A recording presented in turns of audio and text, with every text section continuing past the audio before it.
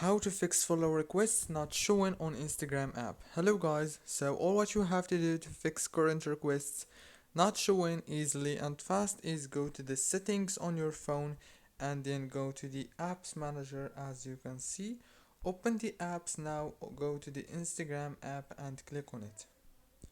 After you click on Instagram, now you have to go to the storage option, and on the storage click on the clear data, clear cache.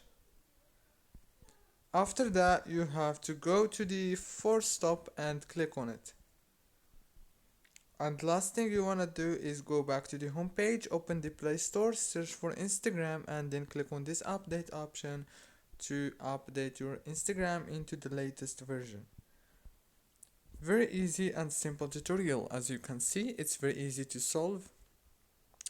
And yeah, that's it for today's video. If the problem is not solved, even if you tried this, then you have just to wait a few minutes, and that's it. Don't forget to like, subscribe.